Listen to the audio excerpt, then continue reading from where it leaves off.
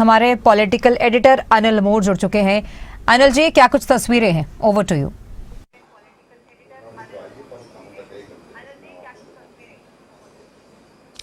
देखिए, हरियाणा विधानसभा के मानसून सत्र के पहले दिन की बात करें, पहले दिन काफ़ी हंगामा देखने को मिला कांग्रेस की तरफ से, चाहे सदन के अंदर हो चाहे सदन के बाहर हो। काफ़ी आक्रामक तेवर कांग्रेस की तरफ से दिखाए गए। इस वक्त हमारे साथ कांग्रेस के तीन वरिष्ठ नेता, तीन वरिष्ठ विधायक मौजूद है। एक तरफ हमारे साथ बीबी बत्रा साहब मौजूद है, एक तरफ अशोक अरोड़ा साहब और एक तरफ हमारे साथ आफ्ताब अहमद साहब मौजूद है। जो सदन का पहला दिन था, पहले दिन की कार्रवाई की शुरुआत हम चर्चा की बात है बीबी बत्रा साहब से करेंगे। सर, सदन के अंदर की कार्रवाई से पहले जो सदन के बाहर आज हंगामा देखने को मिला, आप सभी काले कपड़ों में पहुंचे सदन के बाहर, जो विधानसभा का एंट्री गेट था आप सबको रोका गया, जो पुलिसकर्मियों के साथ धक्का मुक्की हुई। आप लोगों ने ये बात जोर शोर से सदन के अंदर भी रखी कि जो अलोकतांत्रिक था आप लोगों को रोका जाना, पूरी की पूरी घटना क्या थी वो? ऐसे है कि प्रजातंत्र के अंदर कोई भी प्रोटेस्ट करना और सरकार के खिलाफ बोलना ये एक डेमोक्रेटिक राइट होता है।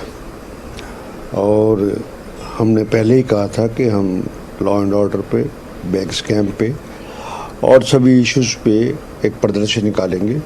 और एक सिंबॉलिक में ये भी डिसाइड हुआ था कि हम काले कपड़े पहन के सरकार को आगाह करेंगे कि ये सरकार एक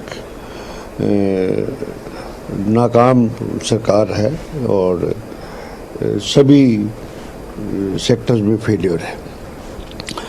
हम प्रदर्शन करके सभी शांतिपूर्वक हम चल रहे थे।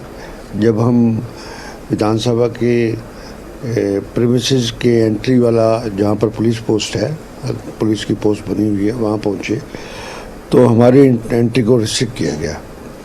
हमारे सीनियर नेताओं के साथ, सभी विधायकों के साथ धींगामस्ती की गई, जिसमें हरियाणा पुलिस इन्वॉल्व थी, जिसके अंदर विधानसभा का स्टाफ इन्वॉल्व था।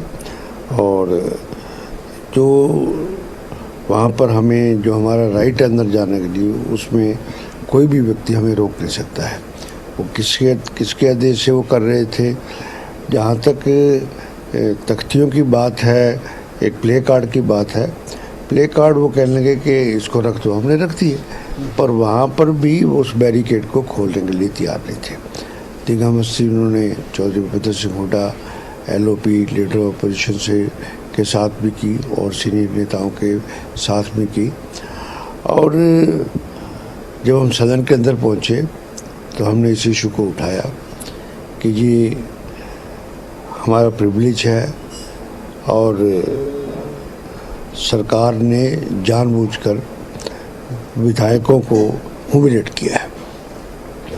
ऐसा सरकार को या स्पीकर के ऑर्डर से नहीं करना चाहिए। और वो जो मुद्दा सदन के उठाया तो लगता है कि स्पीकर का ऑलरेडी प्री डिटरमिन्ड डिसीजन था कि वो पार्टीशन थे। हमने कहा कि हम इंसाफ की बात कीजिए, ये कुछ है। हमने ये भी ऑफर किया कि वीडियो मंगा लो, वीडियो उसमें क्या इन बिटवीन मुख्यमंत्री अपनी एक्सप्रेशन देने के लिए खड़े हुए। जब मुख्यमंत्री बोले तो उन्होंने कहा कि ये तो गुंडागर्दी है। सभी विपक्ष को गुंडागर्दी बोलना ये एक बहुत बड़ी तौहीन है, जिसको हम किसी हालत में बर्दाश्त नहीं करेंगे। स्पीकर साहब ने ये भी कहा है कि उन्होंने वीडियो देखी है, वीडियो दिखाने की कह रहे थे कि वीडियो दिखा देंगे, कि हुड्डा साहब ने भी एक पुलिसकर्मी से बदसलूकी की, उनको कोहनी मारी है। ऐसी वीडियो भी है। अगर आप मोड़ साहब, वीडियो आपको दिखाता हूँ, आपके सामने अपने वीडियो का जिक्र ही कर दिया इस बात के लिए। तो ये है वीडियो, ये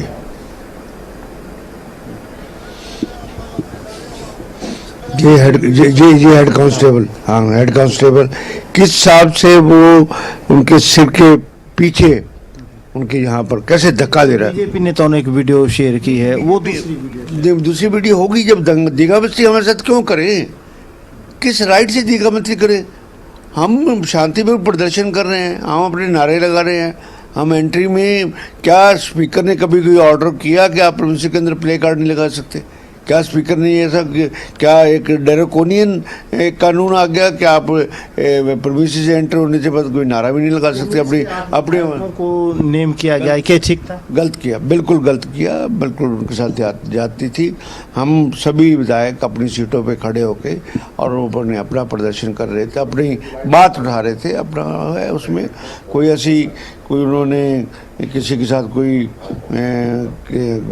बदसलूकी नहीं की, उन्होंने कोई ऐसी नहीं की। और प्रजातंत्र में पार्लियामेंट के अंदर नारे लगते हैं, पार्लियामेंट के मकर द्वार पर पूरी की पूरी सारी की सारी अपोजिट विपक्ष खड़ा रहता है और सत्ता पक्ष आता है चुप करके साइड से निकल जाता है। प्रदर्शन करना और ये यहाँ नहीं, इट्स ए डेमोक्रेटिक, हर एक कंट्रीज़ के अंदर जितनी बड़ी बड़ी डेमोक्रेसी होती है वहाँ पर ये होता है, इस बात में कोई नई बात नहीं है। और पार्लियामेंट से में जो प्रदर्शन लोग करते हैं, क्या यहाँ पर क्या रोहतक अपना हरियाणा विधानसभा के इनके कोई सुरखाब के पर लगे हुए हैं क्या, हैं? तो इसलिए ये हमने प्रोटेस्ट किया और उन्होंने हमारे युवा नेता जो एमएलए थे उनको जो नेम किया, कुछ जो बिल्कुल रिक्वायर्ड नहीं था। और हमने सीधा कहा कि हम सदन में कोई बाधा नहीं करना चाहते हैं, स्पीकर या तो उस रिमार्क्स को एक्सपंज करे, और स्पीकर को अगर सदन चलाना है तो उनको चाहिए खुद ही उसको एक्सपर्ट। स्पीकर साहब की भूमिका पर अशोक अरोड़ा साहब से सवाल करेंगे, क्योंकि अरोड़ा साहब भी पूर्व में स्पीकर रह चुके। सर, आप भी पूर्व में स्पीकर रह चुके, जो आज पूरा घटनाक्रम हुआ सदन के अंदर की बात करें, आपके 8 विधायकों को नेम किया गया। स्पीकर साहब कह रहे थे कि आज मैं आहत हूँ विपक्ष की भूमिका देखकर। जो आज स्पीकर साहब का रवैया था, ठीक नहीं था, और जो आप लोगों के साथ धक्का मुक्की हुई, उस पर क्या स्पीकर साहब को स्टैंड लेना चाहिए था? देखिए, जिस प्रकार से आज हुआ है, लगभग 37 साल पहले हम विधानसभा में आए थे, हमने कभी नहीं देखा कि एक प्रजातांत्रिक तरीके से अपना रोष प्रदर्शन कर रहे थे सरकार के खिलाफ, कि करोड़ों लोगों की भावना आहत हुई है। किस प्रकार से अयोध्या मंदिर में चोरी हुई, किस प्रकार से युवाओं को, छात्रों को दिल्ली के अंदर पीटा गया, उनके रोष स्वरूप हम प्रदर्शन कर रहे थे। और हमारा एक राइट है, एमएलए को जब बुलाया जाता है सेशन में, गवर्नर साहब की तरफ से न्योता होता है। और मैं पहली बार देखा है कि इस प्रकार से गेट बंद करके हरियाणा पुलिस के जवान और विधानसभा के कर्मचारी किस प्रकार से धक्का मुक्की कर रहे थे। और उसके बाद जब विधानसभा में गए, विधानसभा के अंदर स्पीकर का रवैया ऐसा था जैसे स्पीकर को पहले कहा हुआ है कि आपने सरकार का बचाव करना है, और मुख्यमंत्री द्वारा खड़े होकर ये कहना कि तुम्हारी तरफ से गुंडागर्दी हुई। और दूसरा, स्पीकर पहले ये कहता है मैं वीडियो देखूंगा, और बाद में कहता है कि मुझे जैसे पता लगा है कि तुम्हारी तरफ से धक्का मुक्की हुई है। तो मैं मानता हूं कि इससे तानाशाह रवैया न स्पीकर का हो सकता और न सरकार का हो सकता। एक और मुद्दा बीजेपी को मिल गया, क्योंकि जब जरनैल सिंह आपके निष्कासित विधायक है, वो एक पेपर लेकर खड़े हुए थे, फिर इंदुराज भालू ने उनके हाथ से वो पेपर छीन लिया। बीजेपी कह रहे कि एक सिख दलित विधायक का अपमान किया है कांग्रेस ने। पहले तो ये बताया जाए कि वो कागज अंदर पहुंचा कैसे। जब अंदर कोई कागज ले जाना मना है तो पहुंचा कैसे। और फिर कांग्रेस का एमएलए है, कांग्रेस के एमएलए ने उसके हाथ से वो कागज लिया है, तो बीजेपी वालों को क्या तकलीफ है। और जो बीजेपी वाले आज दलित की और सिख की बात करते हैं, अभी 1 साल पहले जब किसान आंदोलन हुआ था, इसी बीजेपी वालों ने और एवं प्रधानमंत्री तक ने उन सिखों को इतना अपमानित किया था, यहाँ तक कहा था कि आतंकवादी हैं, खालिस्तानी हैं, ये आंदोलन जीवी हैं। और हमेशा हमने सिखों का सम्मान किया कांग्रेस पार्टी ने, और कांग्रेस ने देश के राष्ट्रपति तक भी एक सिख को बनाया, कांग्रेस पार्टी ने देश के प्रधानमंत्री तक भी एक सिख को पहुंचाया। बीजेपी अपने गिरबान में जाके देखे कि दलित और सिखों के लिए उन्होंने क्या किया। बिल्कुल, कांग्रेस के वरिष्ठ नेता हैं, वरिष्ठ विधायक आफ्ताब अहमद साहब, वो भी हमारे साथ मौजूद हैं, उनसे बात करेंगे। सर, जो आज पहले दिन हंगामा देखने को मिला, कानून व्यवस्था का मुद्दा आप लोग उठाना चाहते थे, सीएम साहब ने भी कानून व्यवस्था के मुद्दे पर जवाब दिया, हालांकि आप लोग पहले वॉकआउट कर चुके थे। कानून व्यवस्था कैसे दिखते हैं प्रदेश में, और जो सीएम साहब का जवाब था, क्या उससे आप लोग संतुष्ट हैं? सबसे पहले तो हमने आज कानून व्यवस्था के साथ साथ हरियाणा में भ्रष्टाचार अपनी चरम सीमा पे है। सरकार का अपना पैसा, उसी के अधिकारी और सरकार मिलके उसका संरक्षण नहीं कर सकते। एक तरफ प्रदेश सरकार कर्जे में डूब रही है और दूसरी तरफ जो है हज़ारों करोड़ का जो है घोटाले आते हैं। अपनी जिम्मेदारी से बचने के लिए सीबीआई की जांच कर देते हैं। सीबीआई में जो है इनके सबसे बड़े अधिकारी वो जेल में हैं।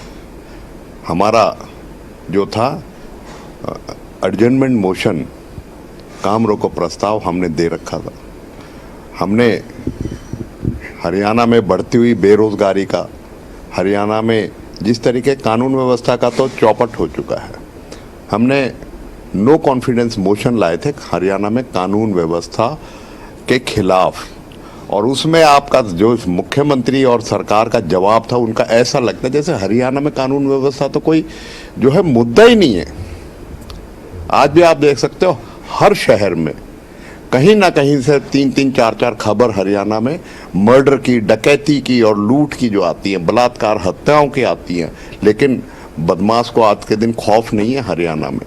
और सरकार जो है वो समझती है कि बिल्कुल कानून व्यवस्था सही है, लेकिन ये सरकार अपने मुद्दों जो नाकामयाबी है उससे छुपने के लिए इस तरह की जो, अगर हम जनता की बात उठाते हैं तो भ्रमित करने के लिए मुद्दों को भटकाने का काम करते हैं। पूरा हंगामा हुआ सदन के अंदर, फिर बाद में चाहे इंदुराज नरवाल और जर्नैल सिंह का मुद्दा हुआ। आपको लगता है इन तमाम मुद्दों के बीच जो कांग्रेस ने मुद्दे उठाने थे, चाहे एसकेएन का है, कानून व्यवस्था का, जो तमाम मुद्दे हैं वो मुद्दे थोड़े पीछे छूट गए?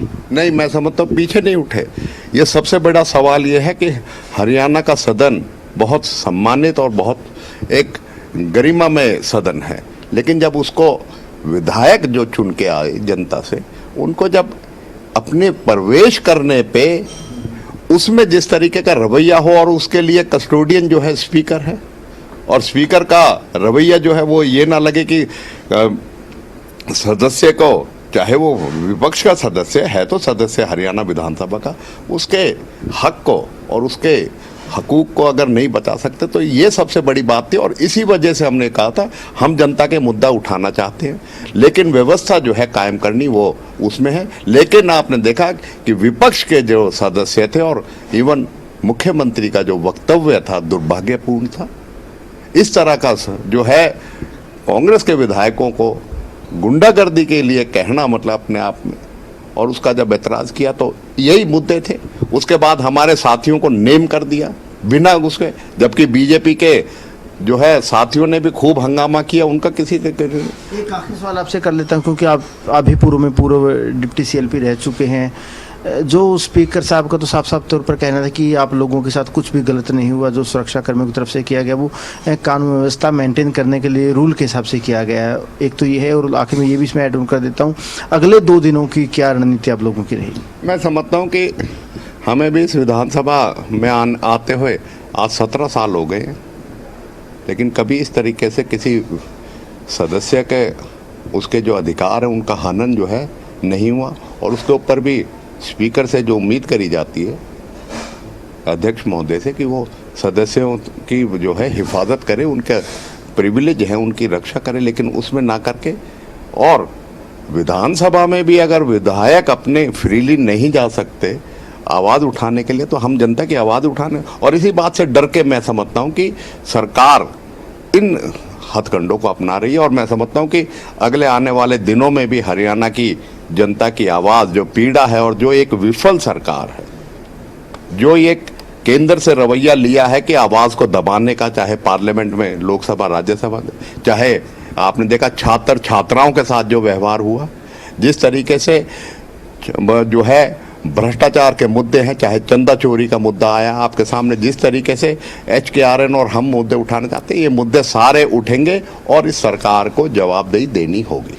बिल्कुल, देखिए हरियाणा कांग्रेस की जो वरिष्ठ लीडरशिप है, ये आफ्ताब अहमद साहब है, बीबी बत्रा साहब है, अशोक अरोड़ा साहब थे, इनका यही कहना है कि जो जनता से जुड़े मुद्दे हैं, चाहे एसकेएन का मुद्दा है, भ्रष्टाचार के मुद्दे है, महंगाई है, बेरोजगारी है, कानून व्यवस्था है, इन तमाम मुद्दों पर सत्ता पक्ष को घेरने का काम आगे भी किया जाएगा, और कांग्रेस की जो ये लड़ाई है लोगों के लिए जारी रहेगी।